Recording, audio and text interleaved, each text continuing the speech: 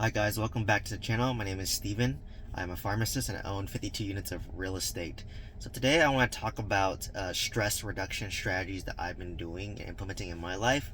As you can imagine, I'm working full time. I manage 52 units of real estate and I'm trying to help build my YouTube channel here. So, I'm juggling multiple balls, wearing multiple hats, and I work full time. So it feels like I'm working two full-time jobs. So, as you can imagine, it takes someone to be very efficient, very productive, but also good at reducing your stress because we've all been there when we're stressed. We don't think as clear, we overreact to things, we become more over emotional. And as your emotions go up, your intelligence goes down.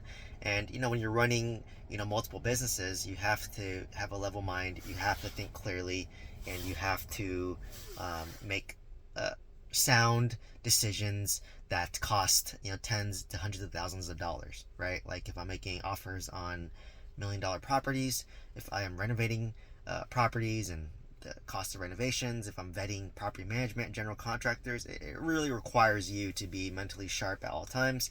And we all get the feeling, we come to work and you come back drained, and when you come back drained, that's when your second job starts, right? You have your 9 to 5, then you have your 5 to 9, and then you have your weekends. So want to really talk about stress reduction strategies, and this is more for myself and want to share with you guys as well. But the first thing, which I've neglected, to be honest, is consistent exercise.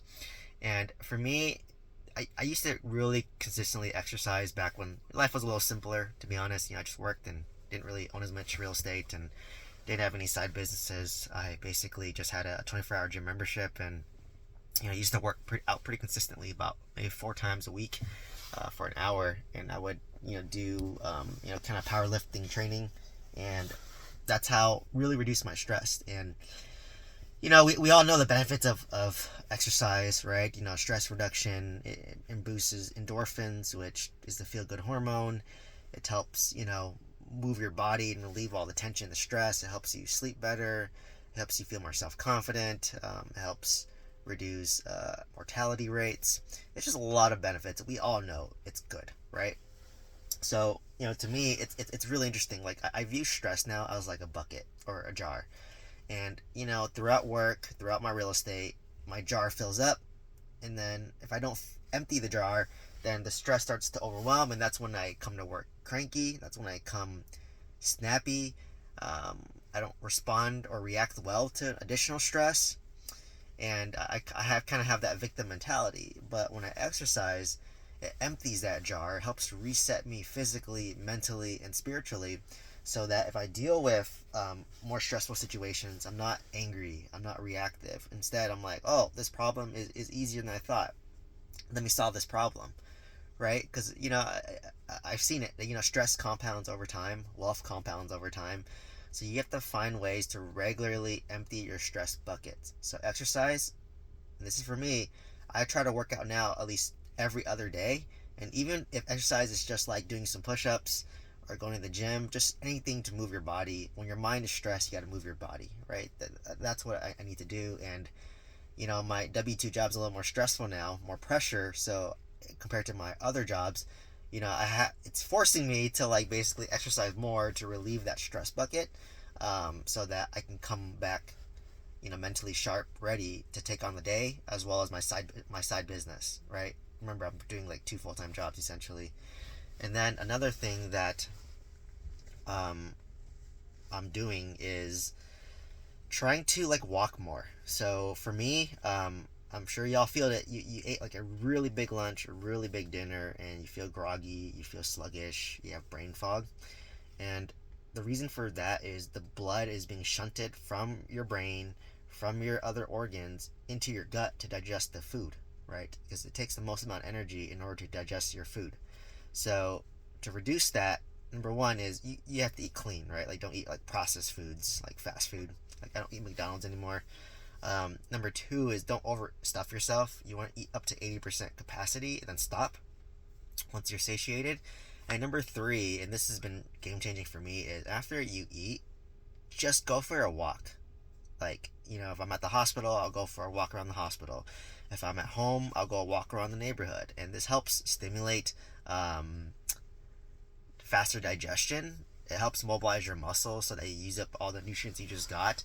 And also, like, it's stress relieving as well. And it's a form of exercise, right? So, in addition to my gym, in addition to my exercise, I'll go for walks after meals. And something I've been trying to do too is every 30 minutes when I'm at my desk, I try to go for a quick walk, so that I'm not stagnant. And I know there's some people who, like my sister, she bought a kind of a treadmill desk where it has a treadmill underneath it, and it's like goes very slowly, so it gets you moving, right? So if I worked from home, I'd probably buy something like that. But at my work, I pretty much move every 30 minutes.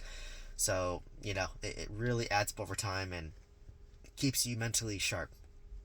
The next thing too is, and it's kind of obvious too, is you want to optimize your sleep, right? And for me, I have a morning routine when I wake up, and I have a nighttime routine which prepares me to sleep. So my morning routine, after I wake up, I don't look at my phone, I don't look at my social media, I don't look at anything. I just wake up, drink some water, brush my teeth, do some light stretching, journal. It takes me about 30 minutes, and I do this all in silence, right? And the reason for this is you want your brain to like not be reactive. Like once you pick up your phone, you see a bunch of emails, you see a bunch of text messages, you see your to-do list, you see maybe some bad news, and it kind of ruins your day and starts you off on the wrong foot. But if you kind of take that first 30 minutes of silence, you kind of take charge of the day and you pick the day on your terms, right? So this has been really helpful. Journaling has really helped reduce my stress, especially if you wake up ruminating, just write it down, put pen to paper, and it helps reduce things significantly. So, it's been very therapeutic for me to do that. And and I try to get sunlight in my eyes in the morning too. And my night routine, and prepares me to sleep, is if I sleep around 9, I want to make sure around 8 p.m. I want to really reduce my stimulation. So like no social media, no TV, no radio, nothing overstimulating. Like, hopefully I don't deal with problems. But if you do that, it helps prime you up for a good night's sleep, right? So usually I will, reduce my lights. I'll dim my lights in my room or turn it off, reduce my blue lights. You can put blue light filters on like your phone or your laptop. I want to simulate the outside environment. And if I'm feeling stressed, what I do is I will journal additionally, and then I will basically take a shower, get yourself relaxed, especially if you worked out, you're kind of tired, and then I basically kind of try to go to sleep, right? And ideally, you want to get some sunlight in the morning and sunlight during sunset to help prime your circadian rhythm. So that's what's nice about walking after dinner, is that you see the sunset and you get out in nature, get some fresh air. It's been great. And obviously, most important of all is you want good sleep, right? So for me, first of all, you want to make sure your room is cool. You want to make sure that you have like some blackout curtains. You want to make sure that, like for me, I like white noise, so I do sound of rain. I have a Google Home. I'll just say, hey Google, turn on sound of rain. It just plays some sound of rain, some white noise, so that it kind of drowns out the noise if you live in a noisy area. I used to live in the city, so it's a lot of foot traffic, car traffic, honking, so it helps drown that out. And on top of that, I wear like an eye mask, that's it, to block out further light, right? And you want to keep it light and comfortable. And then also I try to get 8 hours of sleep and sleep at the same time every day, even on the weekends. So for me, I generally sleep between 9 to 10 p.m. I don't really vary. Some days, I get it one day a week. I might sleep later if I'm going out.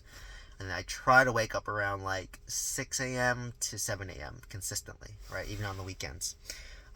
This has helped me, when you sleep, it helps reduce adenosine, which is the tiredness, sleepiness hormone, neurotransmitter. And what happens is, once you sleep, it helps remove the adenosine. And what happens is, why people drink coffee is because coffee binds the adenosine, which delays the tiredness feeling.